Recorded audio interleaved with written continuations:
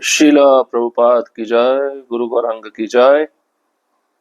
तो कल के सत्र में हमने सुना था गोप कुमार जगन्नाथपुरी पहुंचते हैं, भगवान जगन्नाथ जी का बहुत सुंदर दर्शन करते हैं और उनकी इच्छा होती है कि भगवान के चरण कमलों को मैं स्पर्श करूं। लेकिन जैसे ही स्पर्श करने के लिए दौड़ते हैं तो वहां पर जो जगन्नाथ जी के सेवक हैं उनको रोक लेते हैं डंडे से और उसी क्षण लज्जा और संयम से उनके पांव जकड़ दिए जाते हैं। शांत भाव से वे बाहर आ जाते हैं और महाप्रसाद का वरदान प्राप्त करके प्रसन्न हो जाते हैं। अब हम आगे बढ़ेंगे। हे ब्राह्मण, महाप्रसाद का रसास्वादन कर मैंने पुनः मंदिर में प्रवेश किया।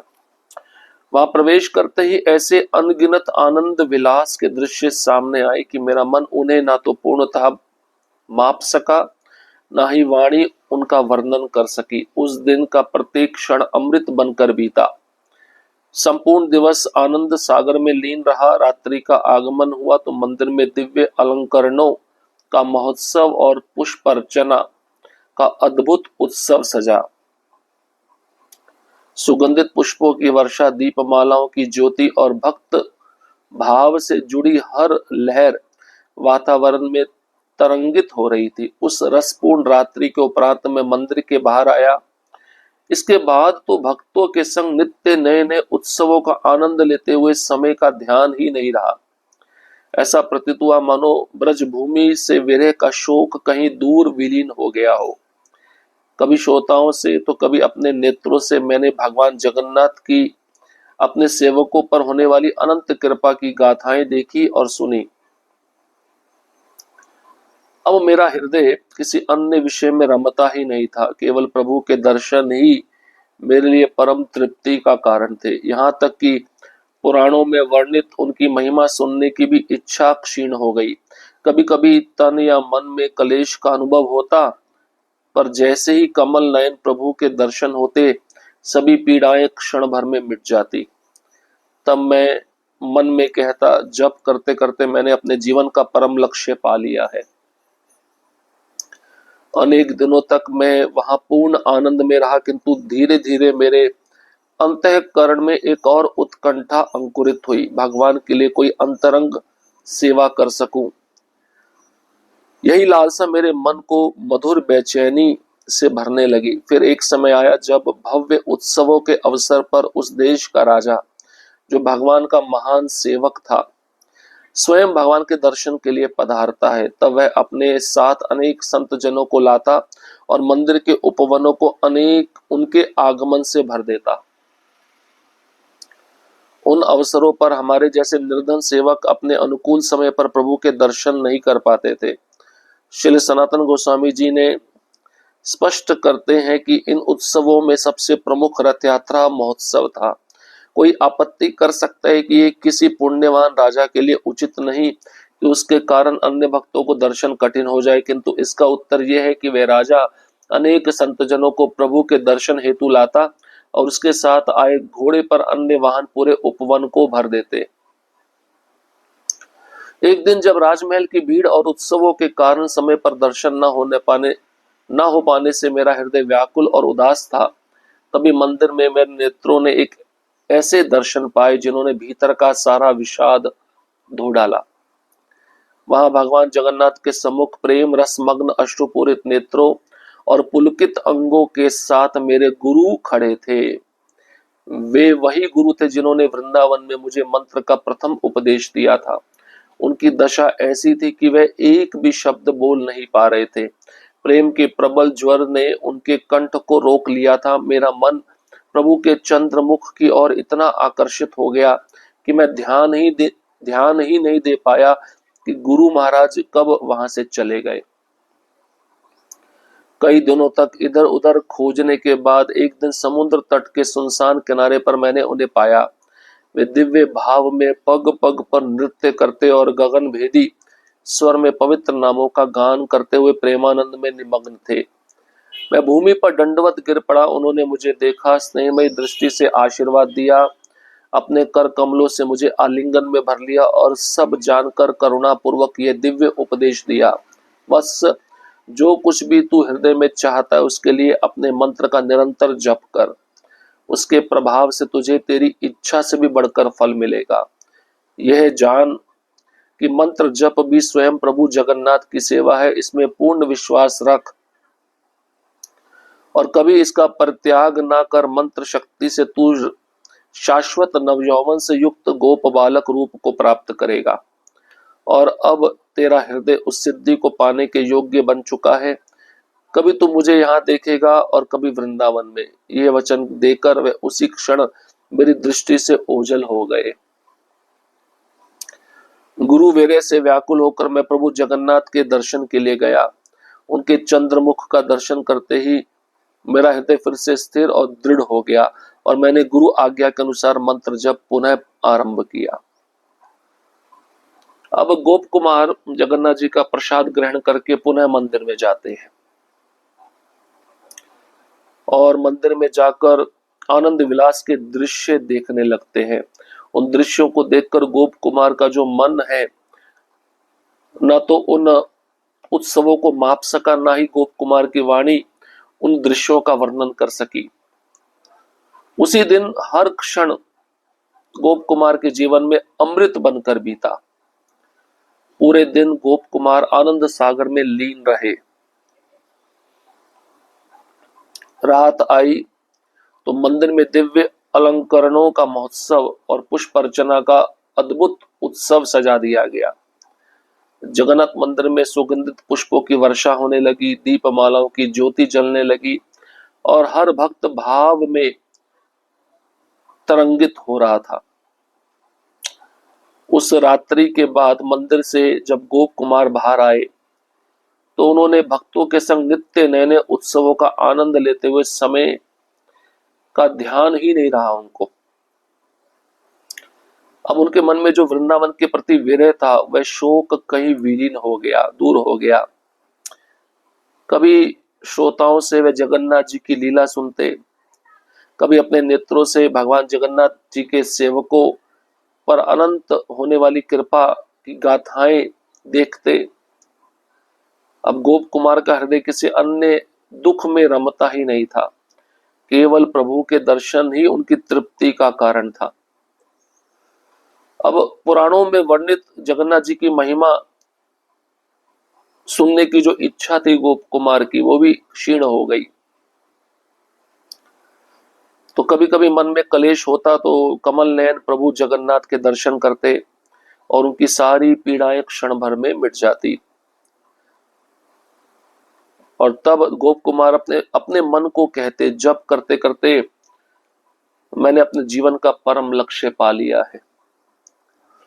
तो कई दिनों तक गोप कुमार जगन्नाथपुरी में पूर्ण आनंद में रहे, लेकिन धीरे धीरे उनके मन में एक इच्छा जागृत हुई, भगवान के लिए कोई अंतरंग सेवा करूं, कोई गुह्य सेवा करूं। अब यही लालसा गोप कुमार के मन में मधुर बेचैनी से भरने लगी।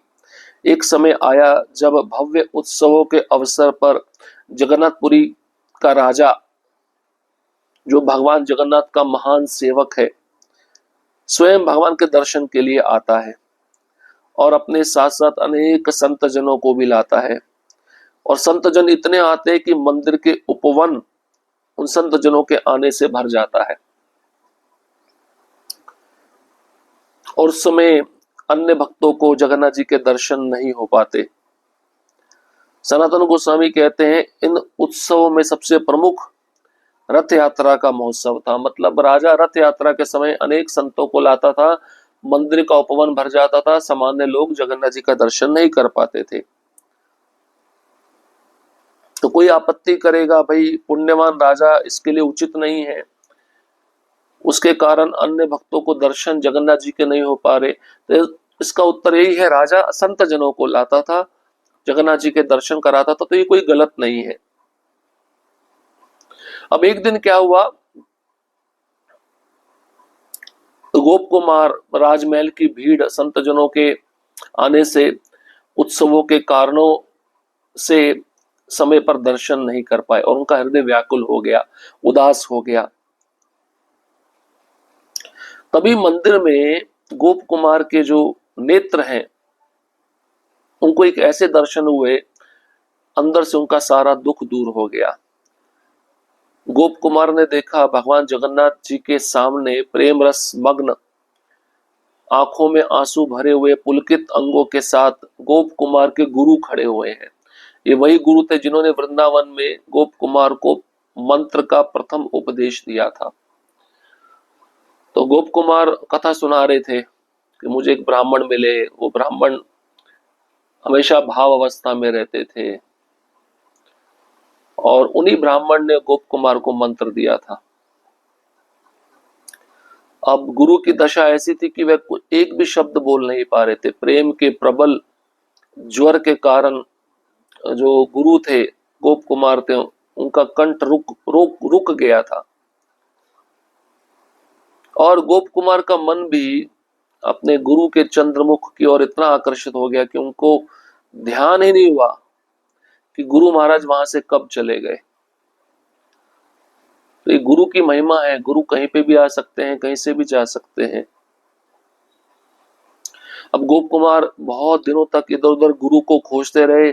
समुद्र तट के सुनसान किनारे पर उन्होंने अपने गुरु को पाया जो दिव्य भाव में थे, पग पग पर नाच रहे थे, गगन भेदी स्वर में जगन्नाथ जी के पवित्र नामों का गान कर रहे थे, प्रेमानंद में निमग्न थे। तो गोप कुमार ने अपने गुरु महाराज को भूमि पर दंडवत करके प्रणाम किया और गुरु ने गोप कुमार को स्नेहमयी दृष्टि से आशीर्वाद दिया, कर कमलों से आलिंगन दिया।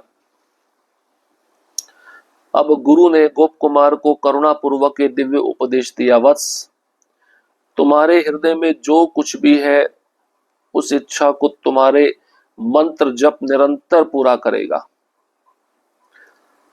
तो इच्छा को पूरा करने के लिए अपने मंत्र का निरंतर जप करते रहो, उसके प्रभाव से तेरी जो भी इच्छा होगी उससे बढ़कर तुझे फल मिलेगा। और यह जान लो कि मंत्र जप ही स्वयं प्रभु जगन्नाथ जी की सेवा है। तो गोप कुमार इसको पूर्ण विश्वास रखते हुए मंत्र जप का कभी परित्याग नहीं करे। तो मंत्र शक्ति से तू शाश्वत नवयौवन से युक्त गोप बालक रूप को प्राप्त करेगा। मंत्र में इतनी शक्ति होगी, जो मंत्र मैंने तुम्हें दिया उसका जप करते करते तेरा शरीर सौंदर्यवान हो जाएगा, तरुण हो जाएगा, नवयौवन को प्राप्त कर लेगा। और गुरु ने भी बताया अब तुम्हारा हृदय सिद्धि को पाने के लिए योग्य बन चुका है। तो कभी तुम मुझे यहाँ देखोगे, कभी वृंदावन में देखोगे, ये वचन देकर उसी क्षण गुरु गोप कुमार की दृष्टि से ओझल हो गए और गुरु के वेरे में व्याकुल होकर गोप कुमार प्रभु जगन्नाथ के दर्शन के लिए गए। जगन्नाथ जी के चंद्रमुख का दर्शन करते ही गोप कुमार का हृदय फिर से स्थिर और दृढ़ हो गया और फिर गोप कुमार ने गुरु की आज्ञा के अनुसार मंत्र जप पुनः शुरू कर दिया। तो देखिए, मंत्र जप कभी भी छोड़ना नहीं चाहिए। तो मंत्र जप छोड़ देता है वो सारी सिद्धि को त्याग देता है।